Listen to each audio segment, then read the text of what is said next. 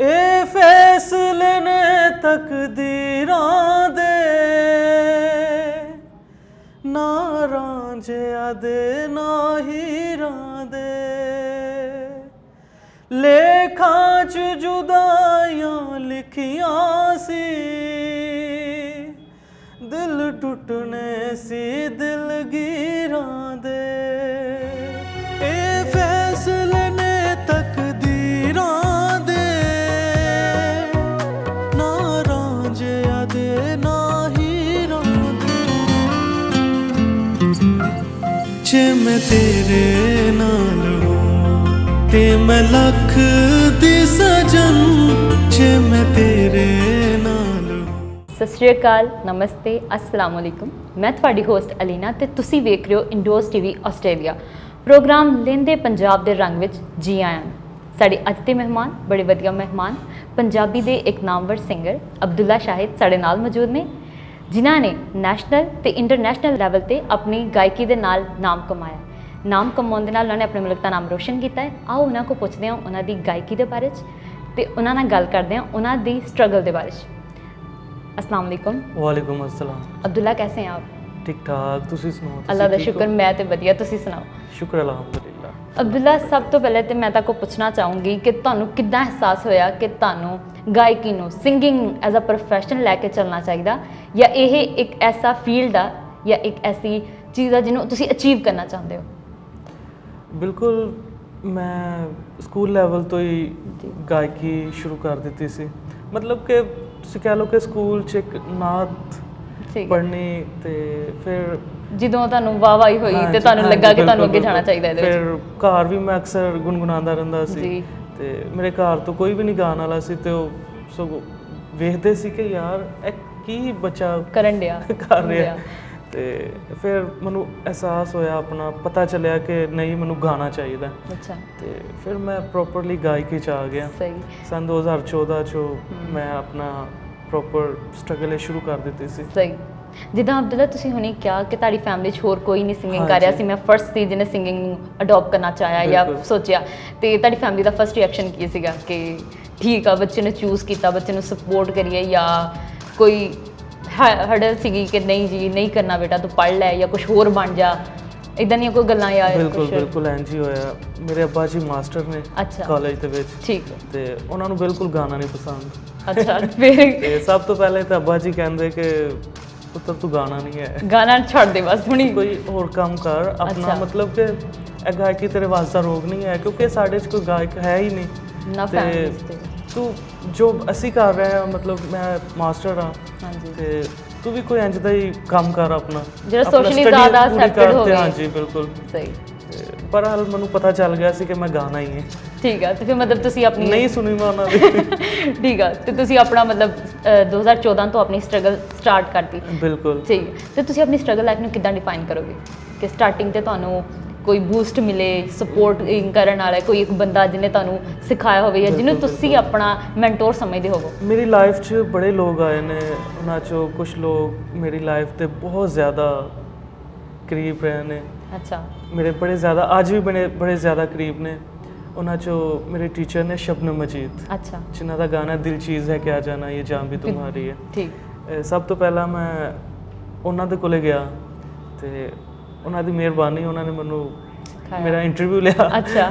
ਤੇ ਉਹਨਾਂ ਨੇ ਕਿਹਾ ਕਿ ਤੂੰ ਬੇਟਾ ਗਾ ਸਕਣਾ ਤੇ ਤੂੰ ਆ ਜਾ ਮੇਰੇ ਕੋਲੇ। ਤੇ ਫਿਰ ਮੈਂ ਫੈਸਲਾਬਾਦ ਛੱਡ ਕੇ ਲਾਹੌਰ ਸ਼ਿਫਟ ਹੋ ਗਿਆ ਸੀ ਉਹਨਾਂ ਦੇ ਕੋਲ ਸਿੱਖਣ ਵਾਸਤੇ। ਬਿਲਕੁਲ ਬਿਲਕੁਲ। ਅੱਛਾ। ਤੇ 2-2.5 ਸਾਲ ਉਹਨਾਂ ਦੇ ਕੋਲ ਪ੍ਰੋਪਰ ਰਿਹਾ ਮੈਂ। ਠੀਕ।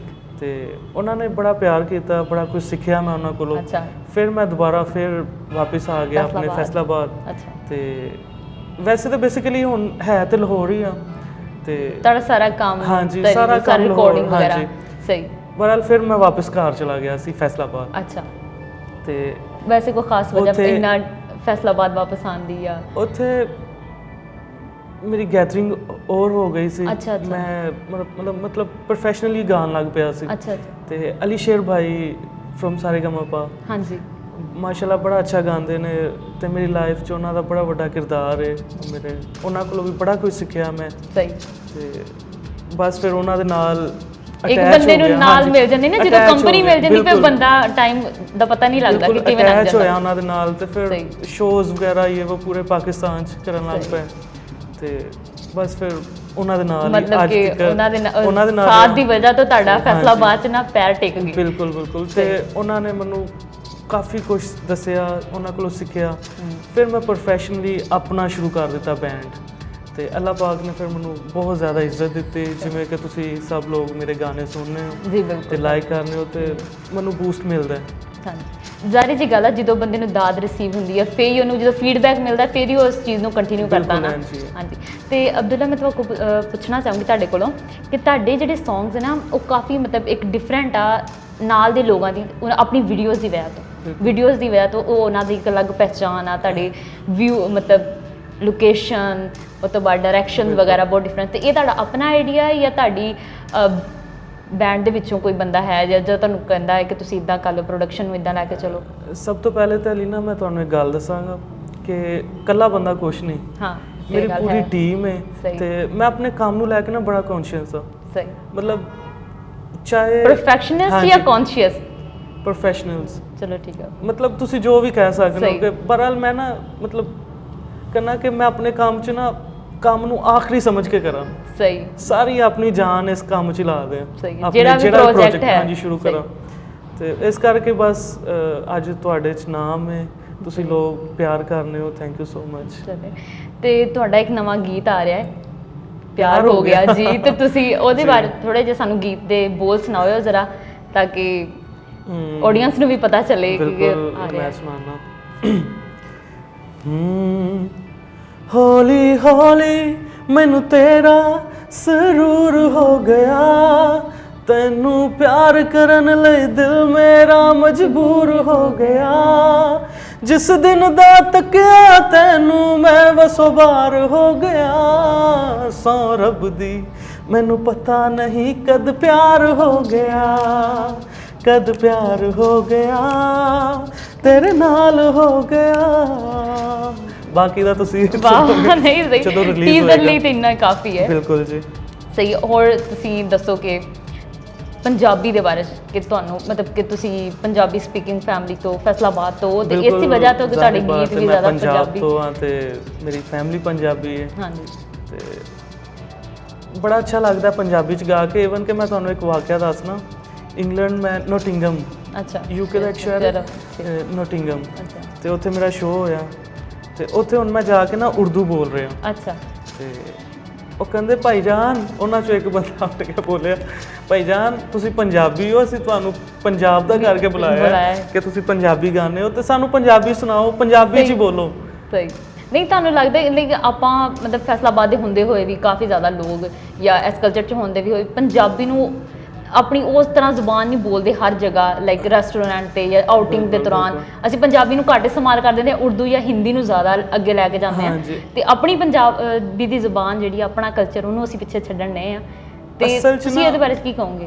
ਅਸਲ 'ਚ ਸਾਡਾ ਮਾਹੌਲ ਹੀ ਕੁਛ ਐਸਾ ਬਣ ਗਿਆ ਕਿ ਸਾਡਾ ਛੋਟਾ ਜਿਹਾ ਬੱਚਾ ਹੁੰਦਾ ਤੇ ਅਸੀਂ ਉਹਨੂੰ ਕਹਿੰਦੇ ਕਿ ਉਰਦੂ ਬੋਲੇ ਤੇ ਇੰਗਲਿਸ਼ ਬੋਲੇ। ਇੰਗਲਿਸ਼ ਮੀਡੀਅਮ ਸਕੂਲ 'ਚ ਅਸੀਂ ਪੜ੍ਹਾਉਂਦੇ ਨੇ, ਪੰਜਾਬੀ ਵੱਲ ਧਿਆਨ ਨਹੀਂ ਦਿੰਦੇ। ਹਾਲਾਂਕਿ ਸਾਡੀ ਜਿਹੜੀ ਪੰਜਾਬੀ ਹੈ ਨਾ ਉਹ ਪੂਰੀ ਦੁਨੀਆ ਤੇ ਸਭ ਤੋਂ ਮਿੱਠੀ ਜ਼ੁਬਾਨ ਪੰਜਾਬੀ ਹੈ ਤੇ ਮੇਰੇ ਹਿਸਾਬ 'ਚ ਤੇ ਪੰਜਾਬੀ ਨੂੰ ਪ੍ਰਮੋਟ ਕਰਨਾ ਚਾਹੀਦਾ। ਤੁਹਾਡੇ ਗਾਣੇ ਵੀ ਪੰਜਾਬੀ ਦੇ ਵਿੱਚ ਆ। ਹਾਂਜੀ, ਤੇ ਮਤਲਬ ਮੈਂ ਤੁਹਾਨੂੰ ਵਾਕਿਆ ਦੱਸਿਆ ਨਾ ਕਿ ਮੈਂ ਬੜਾ ਪ੍ਰਾਊਡ ਫੀਲ ਕੀਤਾ। ਇੱਕ ਤੇ ਮੇਰੇ ਨਾਮ ਉਹ ਟੈਗ ਲੱਗਿਆ ਕਿ ਮੈਂ ਪੰਜਾਬੀ ਆ ਤੇ ਪੰਜਾਬੀ ਸੁਣਨਾ, ਤੇ ਦੂਸਰਾ ਮੈਂ ਜਿਸ ਸ਼ਹਿਰ ਤੋਂ ਬਿਲੋਂਗ ਕਰਦਾ ਉਹ ਫੈਸਲਾਬਾਦ ਤੇ ਉਹ ਨੁਸਰਤ ਫਤਿਹ ਅਲੀ ਖਾਨ ਦਾ ਸ਼ਹਿਰ। ਹਾਂਜੀ, ਤੇ ਇਹ ਵੀ ਮੇਰੇ ਲਈ ਬੜੀ ਵੱਡੀ ਗੱਲ ਸੀ ਕਿ ਉਹਨਾਂ ਨੇ ਕਿਹਾ ਕਿ ਆਪ ਨੁਸਰਤ ਫਤਿਹ ਅਲੀ ਖਾਨ ਕੇ ਸ਼ਹਿਰ से है, आप अच्छा ही गाएंगे। वाह, मतलब कि एक ना साडा ਹਾਂਜੀ ਫੈਸਲਾਬਾਦ ਦੀ ਜ਼ਮੀਨ ਹੀ ਇਦਾਂ ਦੀ ਹੈ ਕਿ ਇੱਥੇ ਗੁਲੂਕਾਰ ਹੀ मतलब है हर बंदा, बड़े बड़े अच्छे आर्टिस्ट फैसलाबाद ਦੇ ਨੇ। ਹਾਂਜੀ, ਇਹ ਨਹੀਂ ਕਿ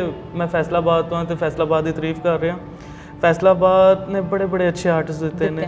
ਇਵਨ ਕਿ ਤੁਹਾਨੂੰ ਸ਼ਾਇਦ ਪਤਾ ਹੋਵੇ ਕਿ ਅਮਿਤਾਭ ਵੀ ਫੈਸਲਾਬਾਦ का ही है। ਨਹੀਂ, ਇਹ ਗੱਲ ਮੈਨੂੰ ਨਹੀਂ ਸੀ ਪਤਾ, ਤੁਸੀਂ ਕੀਤਾ ਇਨਕਸ਼ਾਫ ਇੱਕ ਤੇ ਲਾਈਕ ਹੁਣ ਵੀ ਅਸੀਂ ਰੀਸੈਂਟਲੀ ਵੀ ਦੇਖ ਲਈਏ ਤੇ ਰਾਹਤ ਫਤਿਹ ਅਲੀ ਖਾਨ ਜਾਂ ਆਇਮਾ ਬੇਗ, ਕਾਫੀ ਜ਼ਿਆਦਾ ਵੱਡੇ ਵੱਡੇ ਨਾਮ ਨੇ ਜਿਹੜੇ ਫੈਸਲਾਬਾਦ ਤੋਂ ਜਿਹੜੇ ਤੁਸੀਂ ਤੁਹਾਨੂੰ ਮੈਂਸ਼ਨ ਕਿੱਦਾਂ ਨਹੀਂ ਕਰਨਾ। ਤੇ ਤੁਸੀਂ ਇਹ ਗੱਲ ਦੱਸੋ ਕਿ ਜਿੱਦਾਂ ਕਿ ਹੁਣ ਤੁਸੀਂ ਇੱਕ ਯੂਥ ਹੋ, ਨਵੇਂ ਨੌਜਵਾਨ ਸਿੰਗਰ ਆਏ, ਤੁਹਾਡੇ ਖਿਆਲ 'ਚ ਕਿੰਨਾ ਮੁਸ਼ਕਿਲ ਹੈ ਨਵੇਂ ਸਿੰਗਰ ਲਈ ਆਪਣੇ ਆਪ ਨੂੰ ਮਨਵਾਉਣਾ ਜਦੋਂ ਕਿ ਇੱਥੇ ਕੋਈ ਪਲੇਟਫਾਰਮ ਨਹੀਂ ਹੈ, ਲਾਈਕ ਤੁਹਾਨੂੰ ਸਪੋਂਸਰ ਨਹੀਂ ਮਿਲ ਰਹੇ ਜਾਂ ਕੋਈ ਇੱਦਾਂ ਦਾ ਕੋਈ ਐਸੀ ਜਗ੍ਹਾ ਨਹੀਂ ਹੈ ਜਿਹੜੀ ਤੁਹਾਨੂੰ ਰਿਪਰੈਜ਼ੈਂਟ ਕਰ ਰਹੀ, ਤੇ ਤੁਹਾਨੂੰ ਕਿੱਦਾਂ ਲੱਗਦਾ ਕਿ ਕਿੰਨਾ ਕੁ ਮੁਸ਼ਕਿਲ ਹੈ ਇਸ ਬਾਰੇ ਕਿ ਅੱਗੇ ਆਉਣਾ ਤੇ ਆਪਣਾ ਨਾਮ ਬਣਵਾਉਣਾ ਤੇ ਖੁਦ ਨੂੰ ਰਿਪਰੈਜ਼ੈਂਟ ਕਰਨਾ? ਬਹੁਤ ਮੁਸ਼ਕਿਲ ਹੈ ਬਹੁਤ ਮੁਸ਼ਕਿਲ ਹੈ, ਬਹੁਤ ਜ਼ਿਆਦਾ ਮੁਸ਼ਕਿਲ ਹੈ। ਤੁਸੀਂ ਅਗਰ ਤੇ ਨਿਊ ਹੋ ਤੇ ਫਿਰ ਤੇ ਤੁਹਾਡਾ ਬੜੀ ਮੁਸ਼ਕਿਲ ਹੈ ਜੇ ਤੁਹਾਨੂੰ ਕੋਈ ਚਾਂਸ ਦੇ ਦੇ, ਕੋਈ ਰਹਿਮ ਖਾ ਲਵੇ, ਕਿਉਂਕਿ ਪਾਕਿਸਤਾਨ ਦੀ ਆਵਾਮ ਐਸੀ ਹੈ। ਮੈਂ ਖੁਦ ਪਾਕਿਸਤਾਨੀ ਹਾਂ ਔਰ ਇਸ ਕਲਚਰ 'ਚ ਬਚਪਨ ਤੋਂ ਹੀ ਸਾਰੀ ਬਾਤ ਪੈਦਾ ਇੱਥੇ ਹੋਇਆ ਤੇ ਮੈਨੂੰ ਜ਼ਿਆਦਾ ਪਤਾ ਹੈ। ਪਾਕਿਸਤਾਨ ਦੀ ਆਵਾਮ ਐਸੀ ਹੈ ਕਿ ਛੱਡ ਦਿਓਗਾ, ਕਬੂਲ ਨਹੀਂ ਕਰਦੇ ਨਵੇਂ ਬਹੁਤ ਅੱਛਾ ਵੀ ਅਸੀਂ ਕਿਤੇ ਅਕਸਰ ਸ਼ੋਜ਼ ਤੇ ਜਾਂਦੇ ਆ ਤੇ ਉੱਥੇ ਅਸੀਂ ਬੜਾ ਅੱਛਾ ਗਾਉਂਦੇ ਆ ਤੇ ਫਿਰ ਵੀ ਉਹ ਇੰਜ ਬੈਠੇ ਹੋਣਗੇ ਆਡੀਅנס, ਉਹ ਮਤਲਬ ਬਿਲਕੁਲ ਭੂਤ ਬਣ ਕੇ ਬੈਠੇ ਹੋਣਗੇ, ਠੀਕ ਹੈ ਓਕੇ, ਮਤਲਬ ਕੋਈ ਰਿਸਪੌਂਸ ਨਹੀਂ। ਬੜੀ ਮੁਸ਼ਕਿਲ ਵਾਲੀ ਬਾਤ ਹੈ ਇਹ। ਅੱਛਾ, ਤੇ ਅਗਰ ਤੁਸੀਂ ਕੋਈ ਕਨਸਰਟ ਹੋਵੇ ਜਾਂ ਕੋਈ ਇਦਾਂ ਦਾ ਮੁਕਾਮ ਹੋਵੇ ਜਿੱਥੇ ਤੁਸੀਂ ਲਾਈਵ ਪਰਫਾਰਮ ਕਰ ਰਹੇ ਹੋ, ਠੀਕ ਹੈ, ਕਿਉਂਕਿ ਲਾਈਵ ਪਰਫਾਰਮ ਦਾ ਤੇ ਰਿਕਾਰਡਡ ਦਾ ਬੜਾ ਡਿਫਰੈਂਸ ਹੁੰਦਾ, ਤੁਹਾਡੇ ਖਿਆਲ 'ਚ ਆਡੀਅנס ਦਾ ਕੀ ਹੱਦ ਤੱਕ ਰੋਲ ਹੁੰਦਾ ਕਿ ਅਗਰ ਡਮ ਆਡੀਅנס ਬਹਿ ਜਾਵੇ ਜਾਂ ਤੁਹਾਡੇ ਅੱਗੇ ਕੋਈ ਬਹਿ ਕੇ ਰਿਐਕਟ ਨਾ ਕਰੇ ਜਾਂ ਤੁਹਾਨੂੰ ਬਹੁਤ ਦਾਦ ਮਿਲੇ, ਤੇ ਇਹਨਾਂ ਦੋਨਾਂ ਦਾ ਕਿੰਨਾ ਕੁ ਡਿਫਰੈਂਸ ਪੈ ਜਾਂਦਾ? ਅਸਲ 'ਚ ਨਾ ਗੱਲ ਇਹ ਹੁੰਦੀ ਕਿ ਤੁਸੀਂ ਆਡੀਅנס ਨੂੰ ਵੇਖਣਾ ਹੁੰਦਾ ਕਿ ਕਿੱਦਾਂ ਦਾ ਸੁਣਨਾ ਚਾਹ ਰਹੇ ਨੇ, ਤੇ ਉਹ ਸਿੰਗਰ ਤਾਂ ਸਾਰੀ ਬਾਤ ਹੈ ਫਲੋਪ ਹੋਏਗਾ ਕਿ ਜਿਹੜਾ ਆਡੀਅנס ਦੇ ਮੁਤਾਬਕ ਨਾ ਚੱਲੇਗਾ। ਔਰ ਅੱਲਾਹ ਪਾਕ ਨੇ ਸਾਨੂੰ ਇੱਕ ਐਸੀ ਛਟੀ ਦਿੱਤੀ ਹੁੰਦੀ ਹੈ ਕਿ ਸਾਨੂੰ ਪਤਾ ਚੱਲ ਜਾਂਦਾ ਕਿ ਆਡੀਅנס ਕੀ ਸੁਣਨਾ ਚਾਹ ਰਹੀ ਹੈ ਤੇ ਫਿਰ ਅਸੀਂ ਉਹਨੂੰ ਲੈ ਕੇ ਚੱਲਦੇ ਹਾਂ ਤੇ ਫਿਰ ਆਡੀਅנס ਇੰਟਰਟੇਨਮੈਂਟ ਕਰਦੇ ਨੇ ਪ੍ਰੋਪਰ। ਹਾਂਜੀ, ਤੇ ਹੁਣ ਤੱਕ ਤੁਹਾਡੇ ਐਕਸਪੀਰੀਅੰਸ 'ਚ ਕੋਈ ਇਦਾਂ ਦਾ ਕਨਸਰਟ ਹੋਇਆ ਹੋਵੇ ਜਿਹੜਾ ਬਹੁਤ ਵਧੀਆ ਹੋਇਆ ਹੋਵੇ, ਤੁਹਾਨੂੰ ਲੱਗਾ ਕਿ ਯਾਰ ਉਹ ਵਾਲੀ ਆਡੀਅנס ਜਿਹੜੀ ਹੈ ਨਾ ਉਹ ਮੈਨੂੰ ਚਾਹੀਦੀ ਆ, ਕਿ ਉਹ ਆਡੀਅנס ਹੋਵੇ ਤੇ ਮੈਂ ਬਹੁਤ ਅੱਛਾ ਪਰਫਾਰਮ ਕਰ ਸਕਦਾ? ਵੈਸੇ ਮੈਂ ਤੁਹਾਨੂੰ ਦੱਸਾਂ ਕਿ ਮੈਨੂੰ ਉਹ ਹੀ ਬੁਲਾਉਂਦੇ ਨੇ ਜਿਨ੍ਹਾਂ ਨੂੰ ਮੇਰੀ ਜ਼ਰੂਰਤ ਹੁੰਦੀ ਤੇ ਉਹ ਫਿਰ ਨਾ ਇੰਜੋਏ ਕਰਦੇ ਨੇ। ਮੇਰਾ ਲਾਸਟ ਇਵੈਂਟ ਹੋਇਆ ਇੱਕ ਸ਼ਾਦੀ ਇਵੈਂਟ ਸੀ ਤੇ ਉਹਨਾਂ ਨੇ ਇੰਨਾ ਕੁ ਮਤਲਬ ਇੰਜੋਏ ਕੀਤਾ ਔਰ ਉਹਨਾਂ ਨੂੰ ਪ੍ਰੋਪਰ ਮਤਲਬ ਮੈਨੂੰ ਪਤਾ ਚੱਲ ਗਿਆ ਸੀ ਨਾ ਕਿ ਇਹ ਕੀ ਸੁਣਨਾ ਚਾਹ ਰਹੇ ਨੇ ਤੇ ਉਹ ਫਿਰ ਟੱਪੇ ਮਾਈਏ ਜੋ ਪੰਜਾਬੀ ਕਲਚਰ ਹੁੰਦਾ ਹੈ ਸਾਰਾ, ਤੇ ਉਹ ਫਿਰ ਅਸੀਂ ਉਹਨਾਂ ਵਿੱਚ ਚਲੇ ਜਾਂਦੇ ਹਾਂ। ਮਤਲਬ ਅਗਰ ਲਾਈਕ ਤੁਸੀਂ ਯੂਨੀਵਰਸਿਟੀ ਕਾਲਜ ਦਾ ਕੋਈ ਸ਼ੋਅ ਹੈ ਤੇ ਉੱਥੇ ਯੰਗ ਯੂਥ ਵਾਲੇ ਉਹਨਾਂ ਨੂੰ ਫਿਰ ਉਸ ਹਿਸਾਬ ਨਾਲ ਸੁਣਾਉਣੇ ਪੈਂਦੇ ਨੇ, ਤੇ ਜੇ ਅਗਰ ਤੁਸੀਂ ਕਿਸੇ ਬਜ਼ੁਰਗਾਂ 'ਚ ਬੈਠ ਜਾਓ ਤੇ ਫਿਰ ਉਹਨਾਂ ਦੇ ਟੇਸਟ ਦੇ ਹਿਸਾਬ ਨਾਲ ਸੁਣਾਉਣੇ ਪੈਂਦੇ ਨੇ। ਤੇ ਬਸ ਗਾਇਕੀ ਦੇ ਬਾਰੇ ਮੈਂ ਇੱਕ ਗੱਲ ਤੁਹਾਨੂੰ ਕਹਾਂਗਾ ਕਿ ਗਾਇਕੀ ਬੜੀ ਪਾਕ ਹੈ ਔਰ ਬੜੀ ਅੱਛੀ ਹੈ ਚੀਜ਼। ਮੇਰੇ ਰਿਲੇਟਿਵ ਸੀ, ਮੇਰੇ ਦੂਰ ਦੇ ਰਿਲੇਟਿਵ ਸੀ, ਬੜੇ ਬਿਮਾਰ। ਮੈਂ ਤੁਹਾਨੂੰ ਬੜੀ ਇੱਕ ਆਪਣੇ ਮਤਲਬ ਲਾਈਫ ਦੀ ਮੇਰੀ ਬੜੀ ਵੱਡੀ ਇੱਕ ਅਚੀਵਮੈਂਟ ਕਹਿ ਲਓ ਕਿ ਤੇ ਇਹੀ ਸੀ।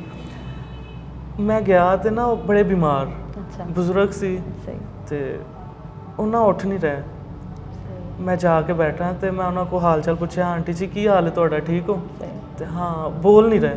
ਤੇ ਉਹਨਾਂ ਦੀ ਬੇਟੀ ਆਈ, ਬੇਟੀ ਕਹਿੰਦੀ ਅਬਦੁੱਲਾ ਭਾਈ ਇਹ ਕੁਝ ਬੋਲਦੇ ਹੀ ਨਹੀਂ, ਤੁਸੀਂ ਇਹਨਾਂ ਨੂੰ ਕੋਈ ਆਏ ਹੋ ਤੇ ਅਬਦੁੱਲਾ ਭਾਈ ਆਏ ਨੇ, ਅੰਮੀ ਜੀ ਮਤਲਬ ਮਿਲੋ ਇਹਨਾਂ ਨੂੰ ਨਾ, ਭਾਈ ਆਏ ਤੇ ਉਹਨਾਂ ਨੂੰ ਅੱਛਾ ਨਹੀਂ ਬੋਲ ਰਹੇ।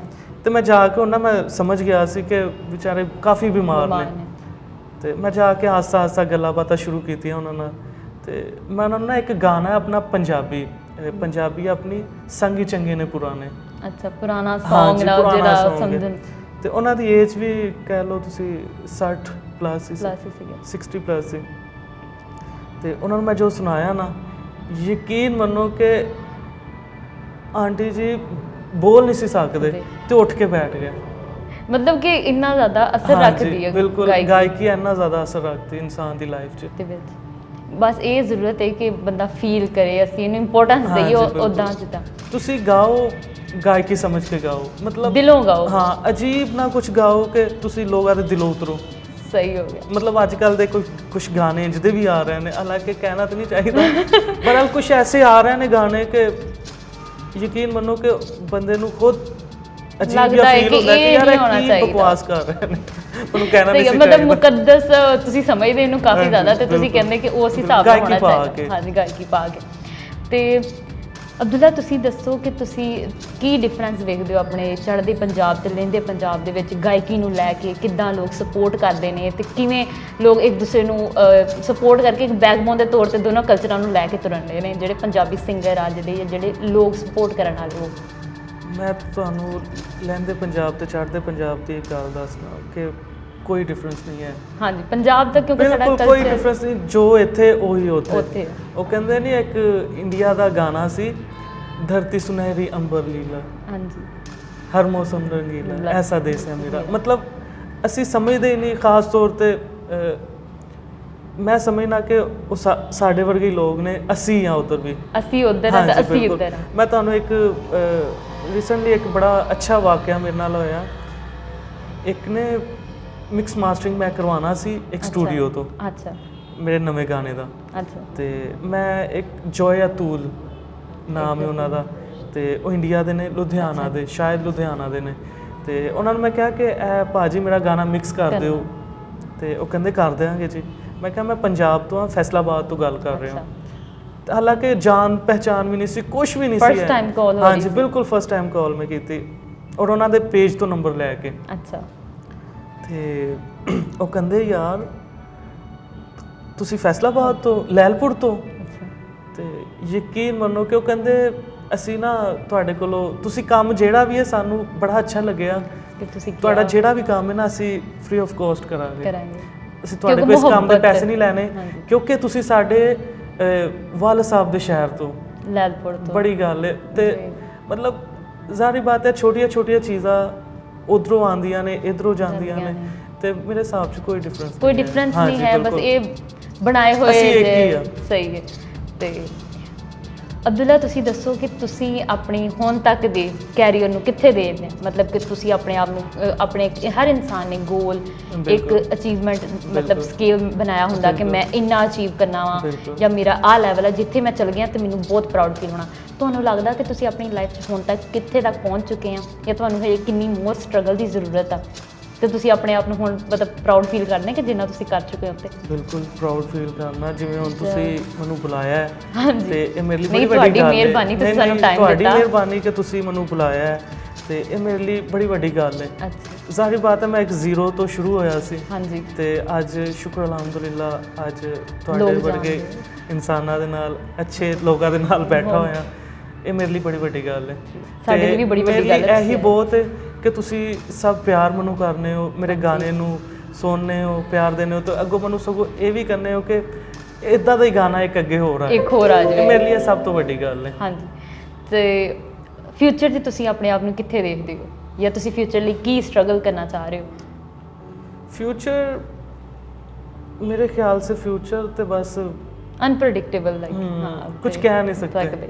ਸਹੀ ਹੋ ਗਿਆ, ਚਲੋ ਬਸ ਮਿਹਨਤ ਕਰ ਰਿਹਾ। ਹਾਂਜੀ, ਤੇ ਇੰਝ ਹੀ ਮਿਹਨਤ ਕਰਦਾ ਰਹਾਂਗਾ, ਆਪਣੇ ਫੈਨਸ ਲਈ ਅੱਛੇ ਅੱਛੇ ਗਾਣੇ ਹੋਰ ਬਣਾਉਂਦਾ ਰਹਾਂਗਾ, ਬਲਕਿ ਜਿੱਦਾਂ ਦੇ ਉਹ ਕਹਿਣਗੇ ਉੱਦਾਂ ਦਾ ਹੀ ਗਾਵਾਂਗਾ। ਸਹੀ ਹੈ, ਮਤਲਬ ਆਡੀਅנס ਡਿਮਾਂਡ, ਕਿਉਂਕਿ ਮੈਂ ਆਪਣਾ ਨਹੀਂ ਆ, ਮੈਂ ਸਾਰੇ ਆਪਣੇ ਫੈਨਸ ਦਾ। ਸਹੀ, ਠੀਕ ਹੋ ਗਿਆ, ਬਹੁਤ ਮੇਰੀ ਆਪਣੀ ਜ਼ਿੰਦਗੀ ਨਹੀਂ ਹੈ। ਸਹੀ, ਤੁਸੀਂ ਆਪਣੀ ਪੂਰੀ ਮਤਲਬ ਲਾਈਫ ਦਾ ਸਟਰਗਲ ਨੂੰ ਆਪਣੇ ਆਡੀਅנס, ਆਪਣੇ ਫੈਨਸ ਤੇ ਪਾਤਾ ਕਿ ਜਿਵੇਂ ਉਹ ਕਹੋਗੇ ਉਂਝ। ਅੱਲਾਹ ਪਾਕ ਨੇ ਮੈਨੂੰ ਇੱਕ ਆਰਟਿਸਟ ਬਣਾ ਕੇ ਭੇਜਿਆ ਹੈ, ਤੇ ਇਹ ਮੇਰੀ ਲਾਈਫ ਨਹੀਂ ਹੈ, ਇਹ ਸਾਰੇ ਲੋਕਾਂ ਦੀ ਲਾਈਫ। ਅੱਛਾ ਅਬਦੁੱਲਾ, ਇੱਕ ਗੱਲ ਤੁਹਾਡੇ ਕੋਲ ਪੁੱਛਣਾ ਚਾਹੂੰਗੀ ਕਿ ਲਾਈਫ 'ਚ ਜਿੱਦਾਂ ਤੁਸੀਂ ਕਿਹਾ ਕਿ ਤੁਸੀਂ ਜ਼ੀਰੋ ਤੋਂ ਸਟਾਰਟ ਕੀਤਾ ਤੇ ਸਟਰਗਲ ਲੈ ਕੇ ਅੱਗੇ ਚਲੇ, ਬਿਲਕੁਲ ਜ਼ਿੰਦਗੀ 'ਚ ਇੱਕ ਮੁਕਾਮ ਆਉਂਦਾ ਕਿ ਜਿੱਥੇ ਬੰਦਾ ਪੂਰਾ ਡਿਸਅਪੁਆਇੰਟ ਹੋ ਜਾਂਦਾ, ਮਾਯੂਸ ਹੋ ਜਾਂਦਾ, ਜਾਂ ਮਤਲਬ ਉਹਨੂੰ ਲੱਗਦਾ ਕਿ ਹੁਣ ਹਨੇਰਾ, ਇਹ ਤੋਂ ਅੱਗੇ ਨਹੀਂ ਮੈਂ ਕੁਛ ਕਰ ਸਕਦਾ।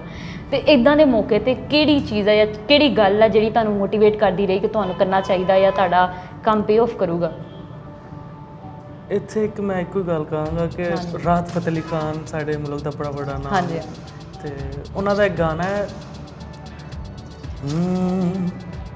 धुंधला जाए जो मंजिले एक पल को तू नजर झुका,